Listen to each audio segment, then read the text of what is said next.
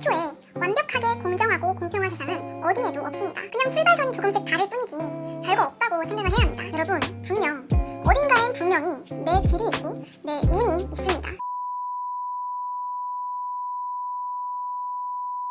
안녕하세요. 자본주의 길잡이별 폴라리스 유진입니다.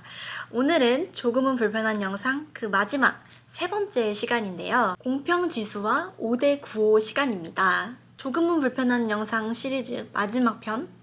자, 이제 시작해 보도록 하겠습니다. 여러분은 지금 2023년 우리 사회가 공평하다고 생각하시나요?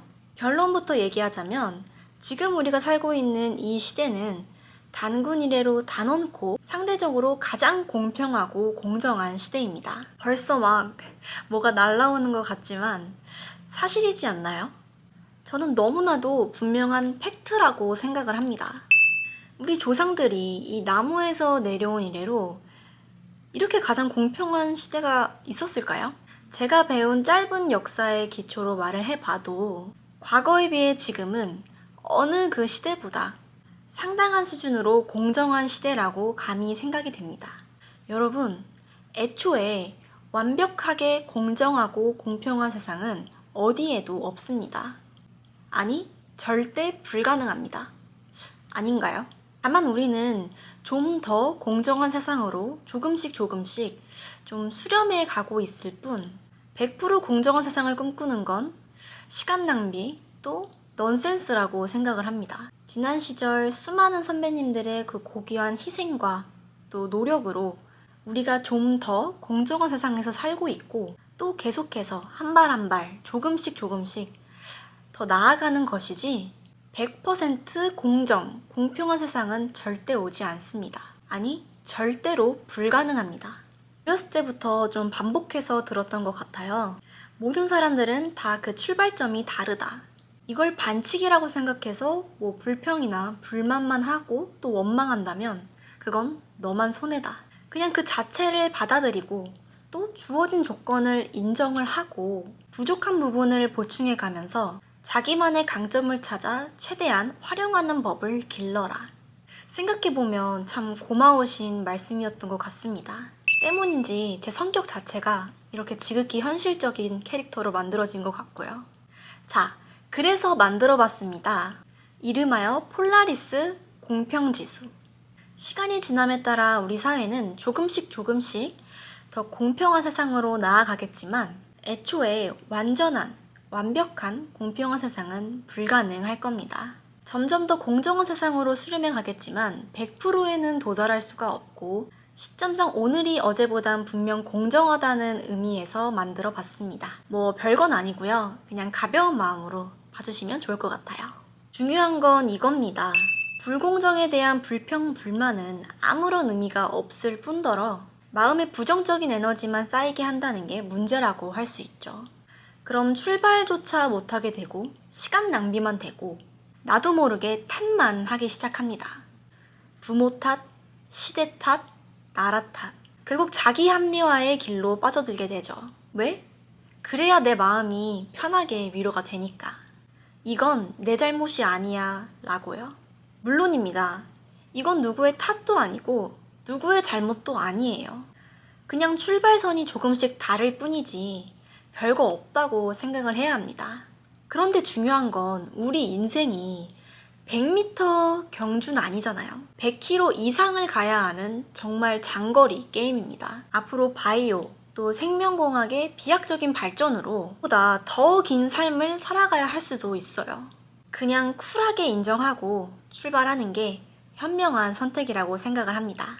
지금 각자의 이 출발선 차이를 빨리 인정하고 출발하는 게 가장 유리합니다. 여러분, 어딘가엔 분명히 내 길이 있고 내 운이 있습니다. 여기서 잠깐 제 경험담을 한번 말씀드려 볼까 하는데요.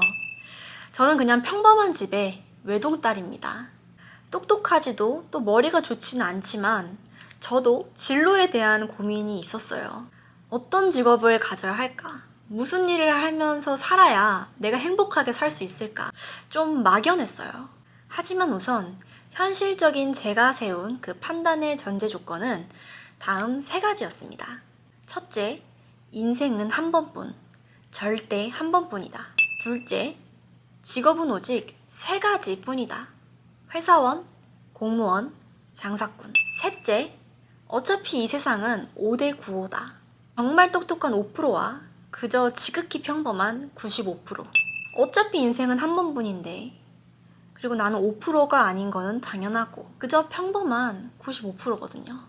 우리 사회는 이 5% 안에 들어가야 그 주류 사회에 들어갈 수가 있고 인정받을 수 있습니다. 이 5% 안에 들어가야 의사, 변호사 같은 전문직, 네이버나 카카오, LG, 현기차 같은 대기업 입사 분명했습니다. 난 이런 5% 안에 들어갈 수 없다. 저 5% 안에 정말 못 들어간다면 과연 인간다운 삶은 없는 걸까? 저 5% 안에 끼지 못하면 패배자인 걸까?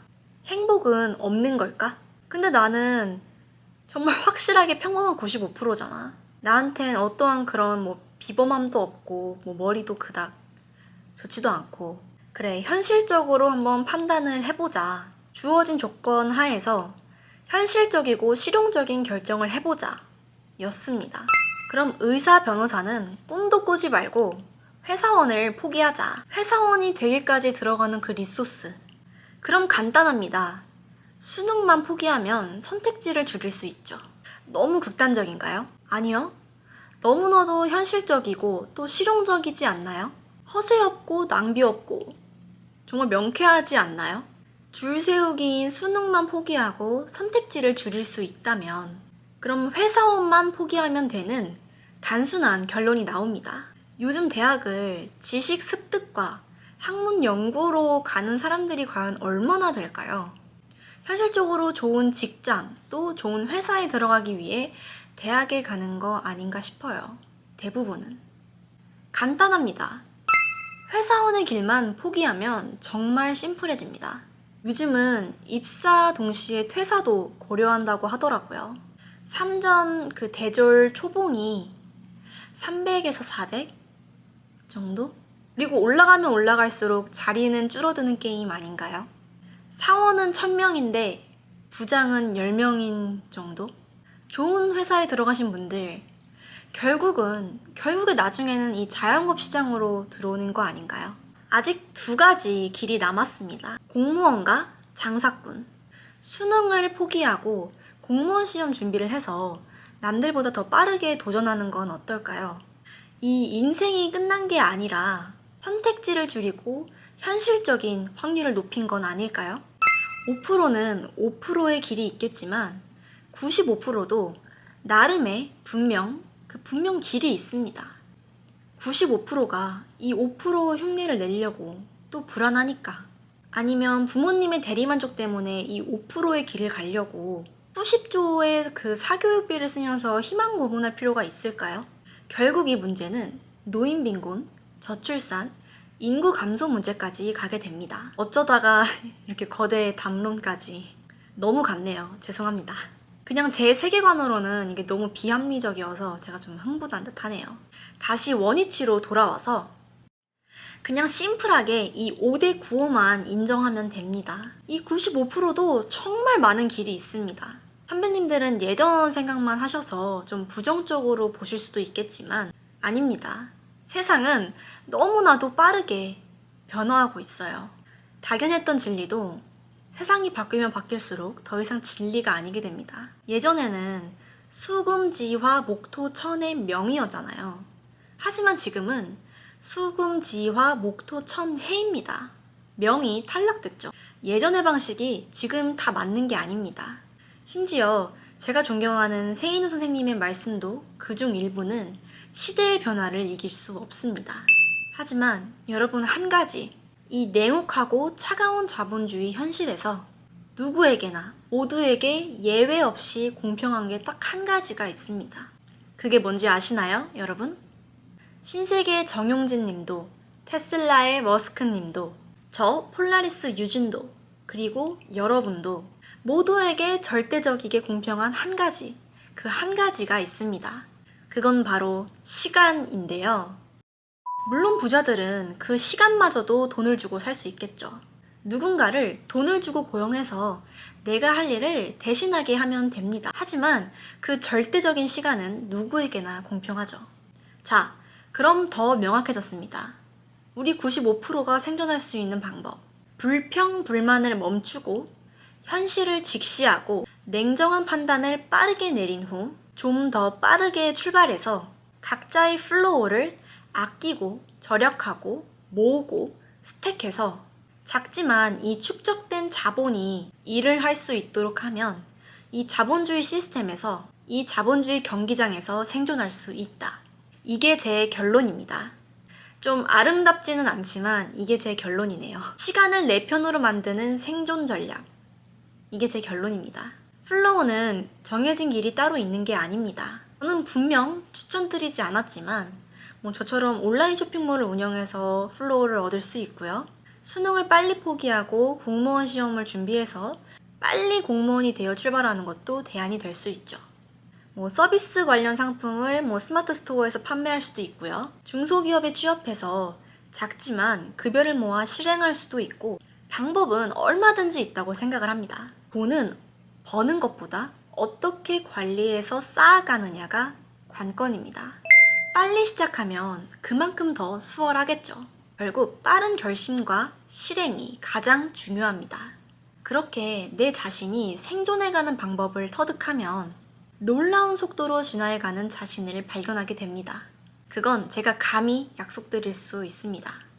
그동안 제가 준비한 조금은 불편한 영상은 여기까지인데요. 코로나 때문에 학교를 제대로 가지 못했고 온라인 수업으로 대체되어서 방구석에서 온라인 쇼핑몰을 운영을 하면서 정말 많은 책들을 접하게 되었습니다. 전에도 말씀드렸지만 저는 세상을, 사람을, 그리고 돈을 온라인에서 배웠습니다. 지난 3년 동안의 경험과 책을 읽으며 정리한 제 나름의 자본주의 생존 기술을 정리하여 욕 먹을 각오하고 미천하지만 영상으로 한번 제작해 봤습니다. 궁금하신 점이나 다른 의견 언제든지 환영하고요. 이메일과 또 인스타 DM으로 남겨주시면 여러분의 소중한 의견 하나하나 다 확인한 후 다소 시간이 걸릴지라도 꼭 피드백 해드리도록 하겠습니다. 저 CS 전문이거든요. 고객들의 만족을 위해서 제 스토어에서 이 멘트 되게 자주 애용하거든요. 여러분의 소중한 리뷰 감사드립니다. 지금까지 자본주의 길잡이별 폴라리스 유진이었습니다. 오늘 영상도 끝까지 시청해주셔서 너무너무 감사드리고요. 다음 영상으로 찾아뵙도록 하겠습니다.